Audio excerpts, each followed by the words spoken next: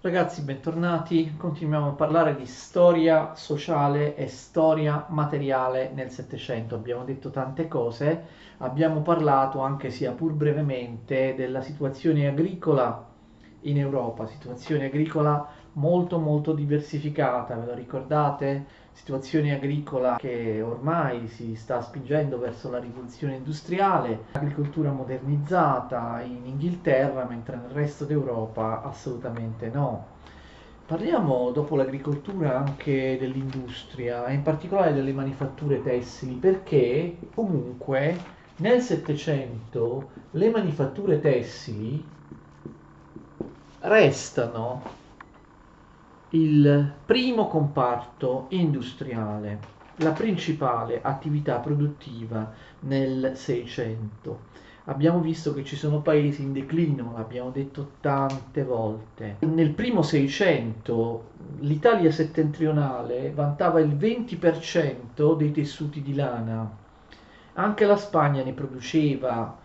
La Spagna va subito in crisi all'inizio del Settecento. Infatti, a metà del Settecento l'industria dei panni di lana non esiste più in entrambi i paesi. L'industria manifatturiera della lana, che ripeto, un secolo prima in Italia settentrionale dava ben il 20% dei tessuti di lana di tutta Europa, sia in Italia settentrionale sia in Spagna a metà del Settecento è annullata come conseguenza ovviamente della gravissima crisi economica di Spagna e Italia settentrionale. A metà del Settecento ormai la Castiglia entra nel novero dei paesi sottosviluppati. La Castiglia, Madrid, la Castiglia è un paese sottosviluppato, è peggio dei paesi asiatici, molto peggio dei paesi asiatici. La Catalogna resiste appena nel Settecento producendo dei tessuti di cotone. Se la lana scompare quasi dall'Italia settentrionale nel Settecento, tranne poche industrie in Lombardia, qualche industria esiste ancora in Toscana nel Settecento, ma sono solo piccole industrie ed è sintomatico che Prato superi Firenze nella lana nel Settecento, quindi abbiamo chiaramente un declino di Firenze che viene surclassata persino da una piccola città come Prato. In Italia esistevano nel Settecento ancora manifatture di seta di alta qualità a Venezia, a Genova, in Lombardia, a Lucca, a Firenze e a Napoli, ma queste manifatture di seta avevano un mercato molto molto ridotto rispetto ai setifici della Francia. La Francia aveva due grandi città che producevano seta, Tours e Lione. Abbiamo già certamente citato Lione in passato. Piuttosto nel Settecento la Spagna e l'Italia esportano seta grezza, quindi in realtà l'esportazione di seta grezza in Spagna e in Italia diventerà più importante dell'esportazione di tessuti finiti di seta, questo già vi dice tutto. Un altro grande paese manifatturiero era l'Olanda, ma abbiamo già visto che nel Settecento l'Olanda va in crisi. Ormai le manifatture della lana olandesi, cioè delle Province Unite che noi convenzionalmente chiamiamo Olanda, le loro manifatture della lana erano senz'altro al primo posto nella metà del 600, mentre nel 700 declinano, ma il declino dell'Olanda nel 700, come abbiamo già detto tante volte, riguarda tutti i settori non solo della produzione, attenzione, ma anche del commercio, in cui l'Olanda spiccava nel 600, soprattutto nella prima parte del 600. Abbiamo visto che il declino dell'Olanda deriva da vari fattori, ne abbiamo già parlato in altre lezioni, la debolezza politica e militare, il fatto di avere pochi abitanti, il fatto di avere le Province Unite poche risorse naturali. Inoltre l'Olanda viene danneggiata fortemente dal mercantilismo. L'Olanda era centrale nel 600, soprattutto nella prima parte, nel commercio mondiale. ma il mercantilismo la azzoppa decisamente. I vari atti di navigazione inglesi, vi ricordate, il primo è stato quello di Cromwell, fanno divieto alle navi olandesi di sbarcare nei porti inglesi per commerciare. La stessa cosa vale per il mercantilismo francese, no? Il colbertismo. Ricordate che Colbert aveva inaugurato anche in Francia un forte mercantilismo, quindi l'Olanda non sa bene più verso chi commerciare. L'Olanda perde il primato anche sul Mar Baltico, l'Inghilterra la supera decisamente nel Mar Baltico. Dovete considerare fine 500, inizio 600 il primato industriale dell'Olanda. Questo l'ho già detto, ma cerco di ripeterlo spiegando meglio. Il primato industriale dell'Olanda era basato sul fatto che l'Olanda esportava tutte cose che non produceva al suo interno, d'accordo? Cioè, vi ricordate, era un centro di riesportazione. All'inizio del 600 il primato tecnologico, il primato industriale dell'Olanda era senza discussione. L'Olanda, da un punto di vista delle tecnologie industriali, era insostituibile. Vi ricordate che gli inglesi all'inizio del 600 erano frustrati perché dovevano per forza esportare in Olanda i loro tessuti, in quanto gli inglesi non erano in grado di tinteggiarli e di rifinirli. Quindi l'Olanda che cosa faceva? Esportava in Inghilterra in realtà cose che l'Inghilterra le aveva dato, d'accordo? L'Inghilterra non è in grado di fare la tintura e il finissaggio, mandava le sue merci in Olanda, l'Olanda faceva la tintura, poi le rimandava in Inghilterra al doppio o al triplo del prezzo, cioè esportava merci altrui l'Olanda, non prodotte al proprio interno, le Province Unite, dopo averle trattate con procedimenti industriali che solo lei riusciva solo lei, solo le Province Unite, solo l'Olanda riuscivano ad avere a basso costo. Lo zucchero prodotto in Brasile veniva raffinato in Olanda e riesportato dall'Olanda, come tantissime altre cose, come abbiamo visto, i prodotti manifatturieri inglesi venivano trattati in Olanda e riesportati dall'Olanda. A un certo punto, però, l'Inghilterra e altri paesi riuscirono a creare da soli le industrie che le Province Unite in precedenza avevano, solo esse avevano, quindi l'Inghilterra non aveva più bisogno di mandare in Olanda le sue pezze di lana o di cotone per farle tinteggiare o rifinire. Queste operazioni finali erano svolte dall'industria inglese. Poi, attenzione, nel Settecento come si arricchivano i paesi coinvolti nel commercio internazionale maggiormente?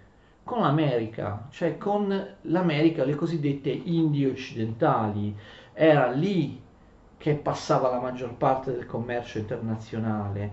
Vi ricordo, l'abbiamo già visto, che le Province Unite, già in declino, non riuscirono a conquistare alcun territorio importante nelle Americhe. Ben presto furono soppiantati anche nella tratta degli schiavi. Nel 600 gli olandesi incassavano moltissimo dalla tratta degli schiavi dall'Africa, dal Golfo di Guinea alle Antille, alle Americhe, ma poi nel Settecento questo primato le fu sottratto dagli inglesi nel Settecento. Attenzione però, questo non vuol dire che le Province Unite scompaiano. Le Province Unite si ridimensionano, però non scompaiono. Abbiamo già detto in altre lezioni che l'Olanda userà le sue energie, userà le sue forze per mantenere una sola colonia, dovendo rinunciare alle velleità e molte altre colonie. Quest'unica colonia è l'Indonesia.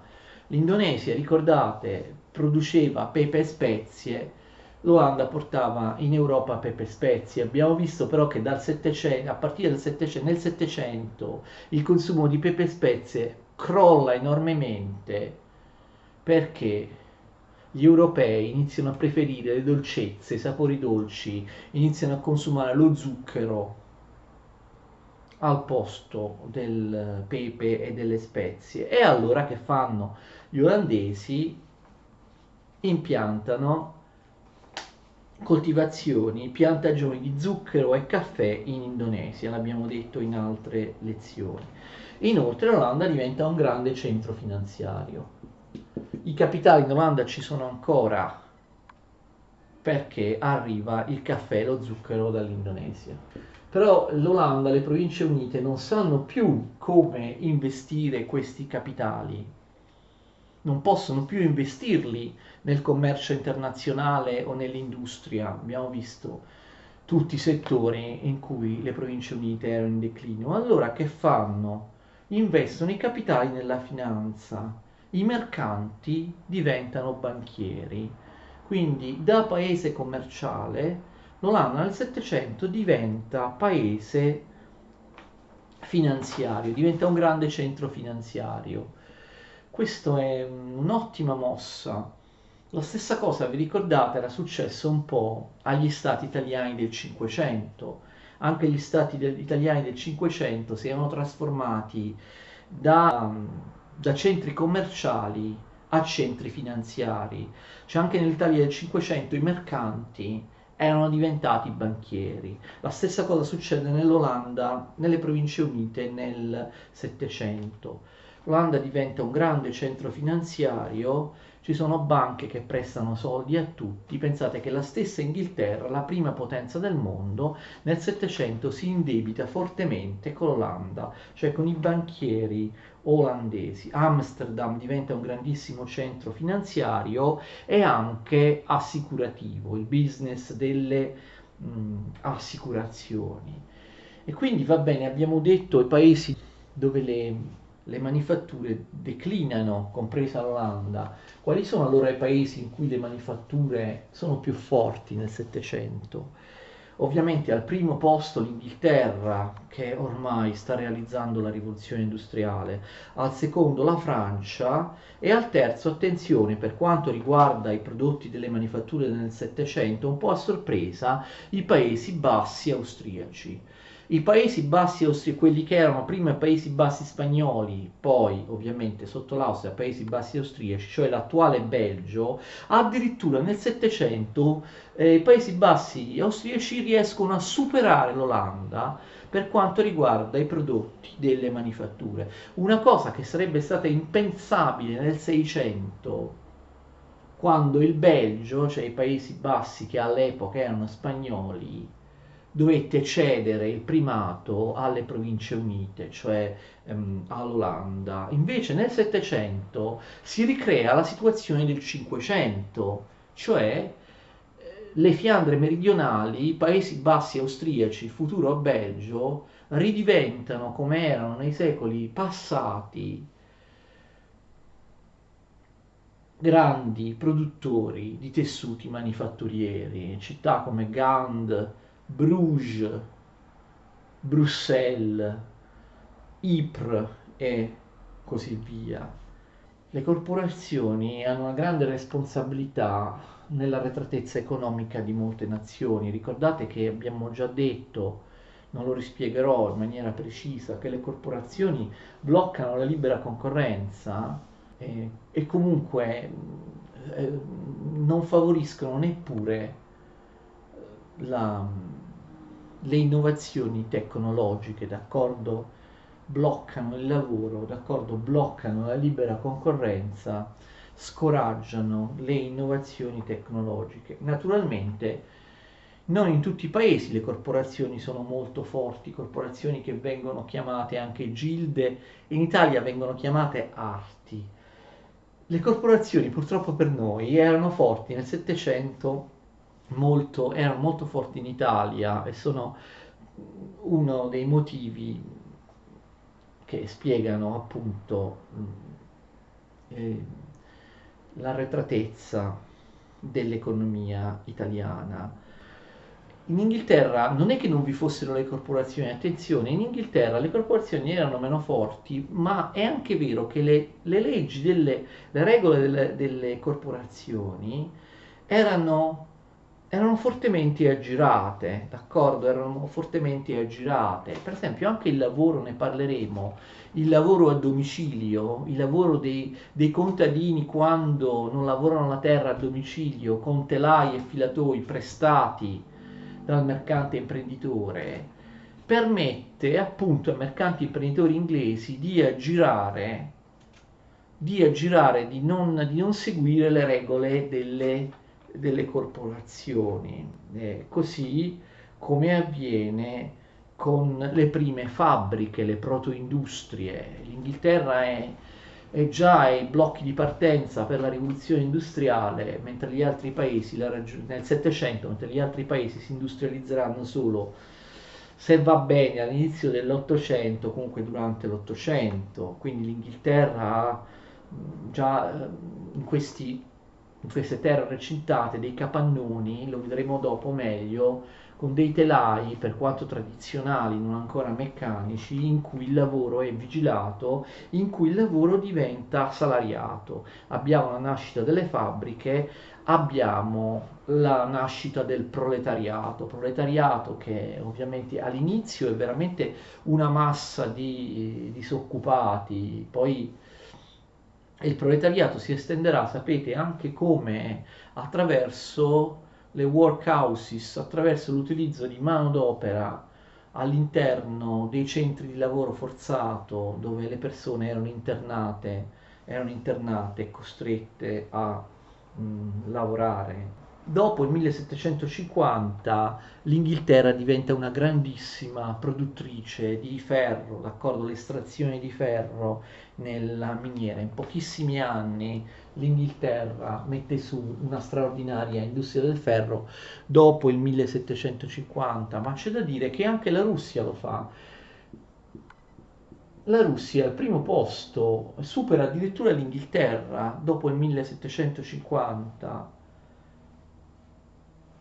I grandi giacimenti di ferro degli Urali erano stati attivati già a partire dall'industrializzazione forzata di Pietro I il Grande, no? All'inizio del Settecento. Quindi la Russia estraeva enormi quantità di ferro, quindi vedete che hanno qualcosa da dire nella produzione industriale anche nel Settecento, paesi come la Russia che in realtà sono del tutto marginali rispetto ad una vera industrializzazione, un'industrializzazione conclusa, ma il ferro viene prodotto anche nel Baltico, no? Arriva dal Baltico, la Svezia mette su delle straordinarie industrie di ferro nel Settecento, d'accordo? Noi abbiamo dei dati abbastanza precisi sul commercio mondiale nel 1786, cioè quando l'Inghilterra, unica in Europa,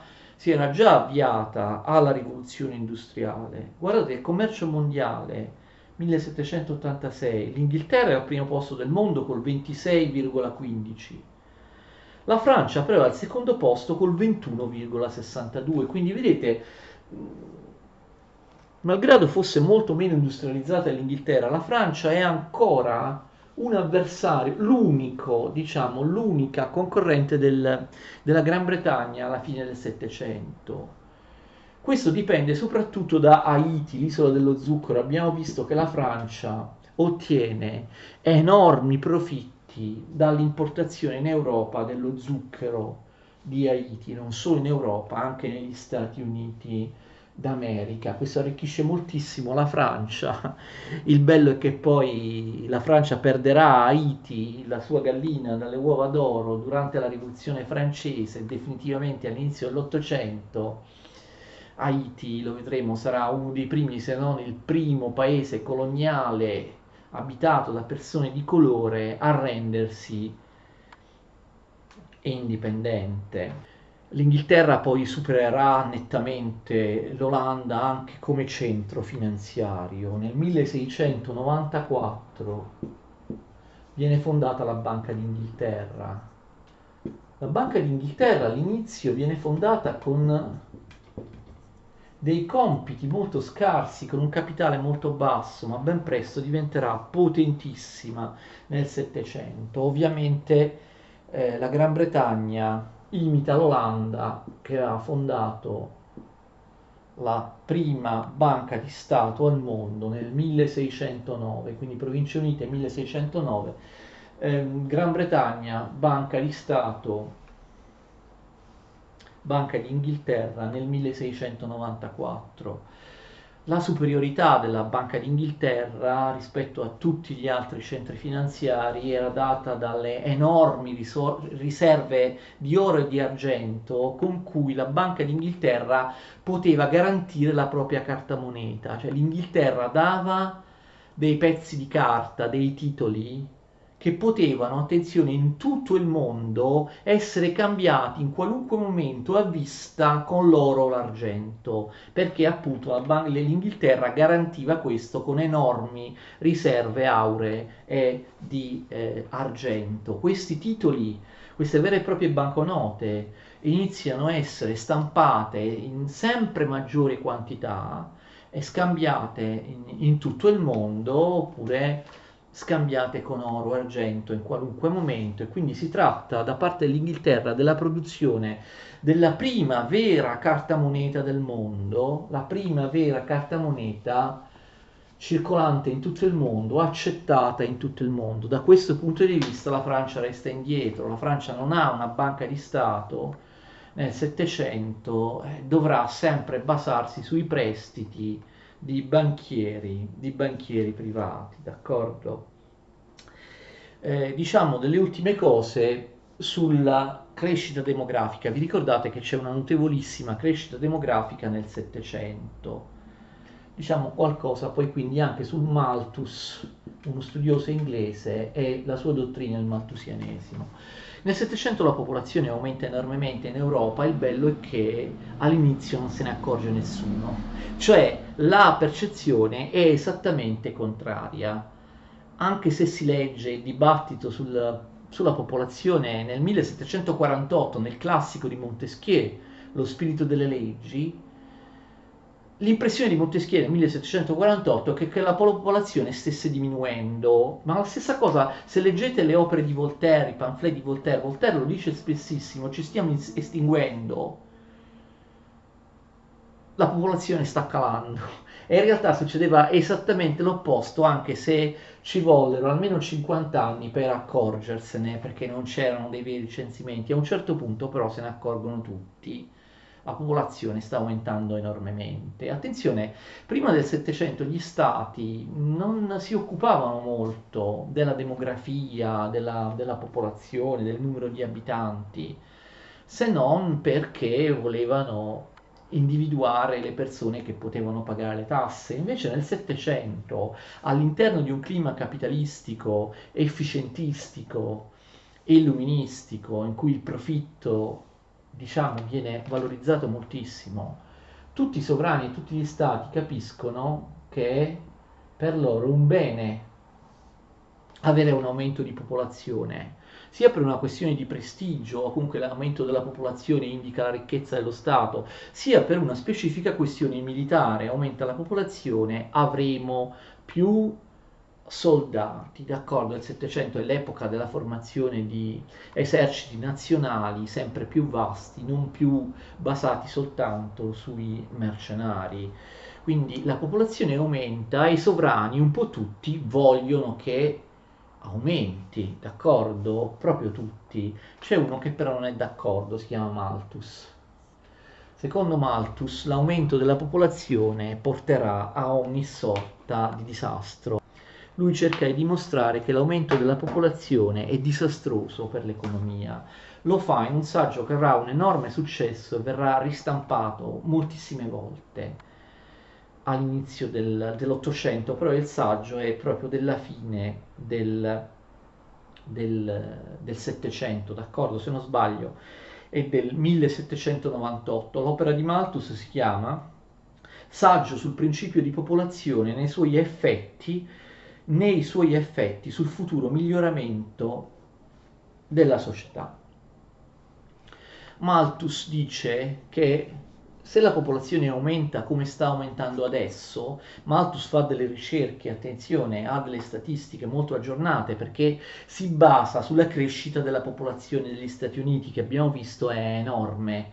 Quindi lui, in base ai dati degli Stati Uniti, arriva a dimostrare che la popolazione di uno Stato anche grande può raddoppiare in pochi decenni, d'accordo? Quindi una crescita enorme si può avere, secondo Malthus è molto pericoloso, perché secondo Malthus le risorse, e lui parla soprattutto delle risorse alimentari, delle risorse agricole, le risorse aumentano secondo un modello aritmetico, hanno un aumento di tipo aritmetico, mentre nella stessa unità di tempo la popolazione aumenta con percentuali molto più alte rispetto all'aumento delle risorse, cioè la popolazione, dice Malthus, aumenta in maniera geometrica, d'accordo? Quindi l'aumento delle risorse non potrà mai raggiungere e sostenere l'aumento della popolazione.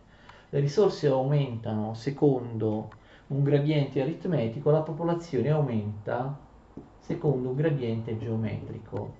Ben presto le risorse alimentari non riusciranno a sfamare tutti, ci saranno carestie, insomma non si potrà più mangiare. Quindi Malthus è uno dei pochi che ha una visione assolutamente pessimistica dell'aumento della popolazione, che invece era ben visto un po' da tutti. E quindi lui viene anche criticato da molti. Naturalmente Malthus sbaglia.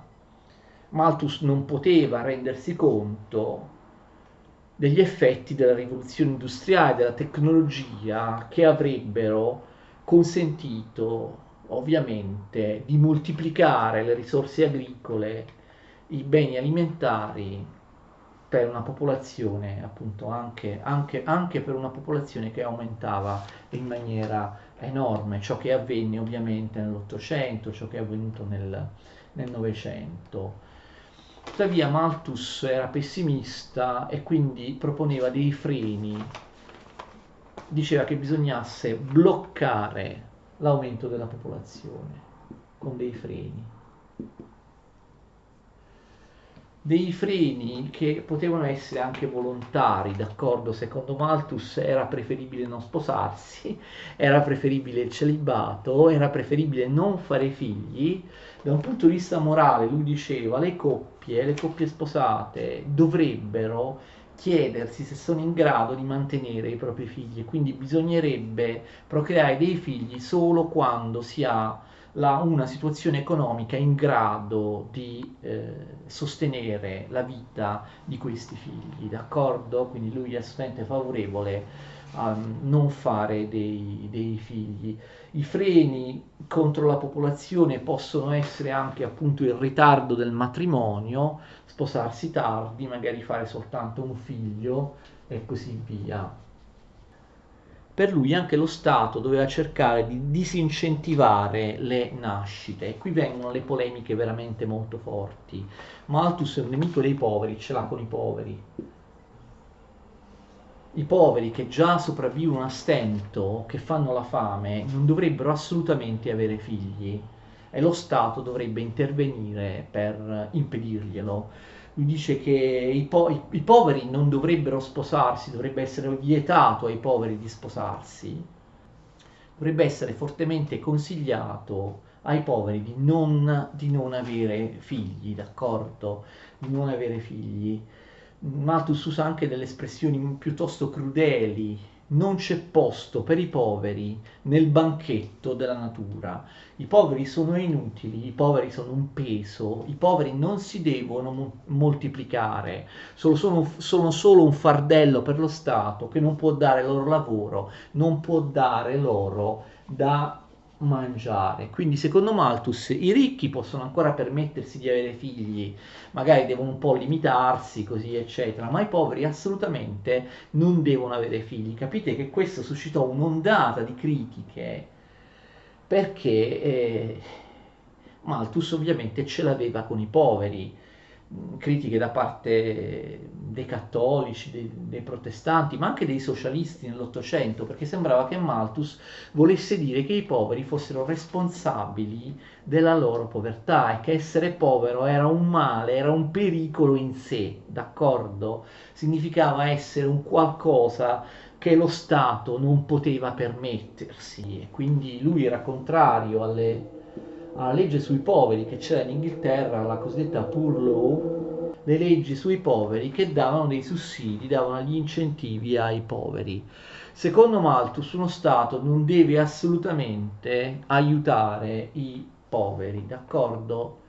Possono anche morire di fame per lui, non devono avere figli, non bisogna assolutamente dare sussidi, dare aiuti ai poveri come faceva la legge inglese in quel momento, perché poi i poveri si illudono e con il sussidio dello Stato pensano di procreare dei figli senza rendersi conto che quei figli saranno un peso, che quei figli non potranno essere mantenuti, d'accordo? E, e quindi, insomma, per lui i poveri devono estinguersi, se non morendo di fame, comunque non facendo figli. Non c'è posto per i poveri. I poveri sono qualcosa di contronatura, e sono qualcosa che è una contronatura, sono qualcosa che è estremamente pericoloso per l'economia. Il bello è che poi Malthus e il malthusianesimo, cioè i successivi sviluppi del malthusianesimo, hanno dato a questa parola malthusianesimo la connotazione di una teoria che vuole il controllo delle nascite. Ad ogni modo, Malthus è uno dei primi proprio nel mondo, nella società occidentale, che rappresenta una posizione che ancora oggi è molto diffusa. Siamo troppi sulla Terra, le risorse non sono sufficienti, è meglio che non mettiamo al mondo figli, d'accordo? È meglio che la popolazione mondiale diminuisca, solo che oggi appunto questo si fa o si cerca di fare attraverso la contraccezione, lo fanno anche molti stati del terzo mondo che portano avanti politiche contraccettive per evitare che la popolazione aumenti troppo, per esempio lo fa il Bangladesh attualmente, ma all'epoca però il controllo delle nascite attraverso i contraccettivi, i preservativi. Il bello è che il malthusianesimo è venuto a significare questo, cioè una teoria che vuol controllare le nascite appunto attraverso metodi anticoncezionali.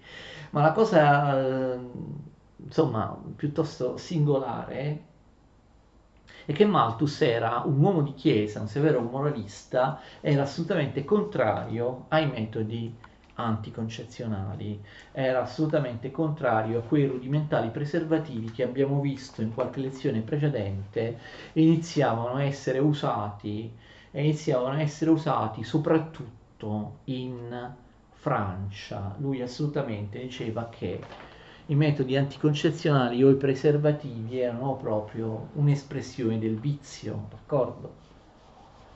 Ad ogni modo, un decremento demografico ci fu, cioè non ci fu proprio un decremento demografico, ma ci fu un calo della percentuale con cui aumentava la popolazione. All'inizio del Settecento, alla fine del Settecento, all'inizio dell'Ottocento ci fu. Quindi questi rudimentali metodi di contraccezione o anche l'uso di sistemi, diciamo, naturali era praticato, l'abbiamo visto, soprattutto in Francia. Enormemente in Francia si diffusero questi rudimentali preservativi, non sappiamo perché. Abbiamo già visto, sarà forse l'illuminismo, sarà forse la scristianizzazione, la laicizzazione che si diffonde in Francia. Non tutti i processi storici possono essere spiegati attraverso leggi economiche.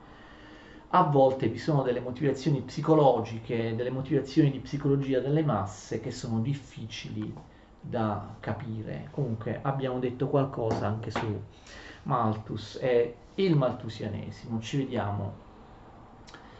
vediamo alla prossima lezione. Io penso che questa sia l'ultima lezione su questo argomento, però non si sa mai, può anche darsi che in futuro, anche tra molto tempo, magari trovi qualcos'altro da dire su questo argomento e aggiunga qualche lezione. Abbiamo parlato un po' della storia materiale e sociale nel 600, nel 700, delle malattie, la scomparsa della peste, la rivoluzione alimentare,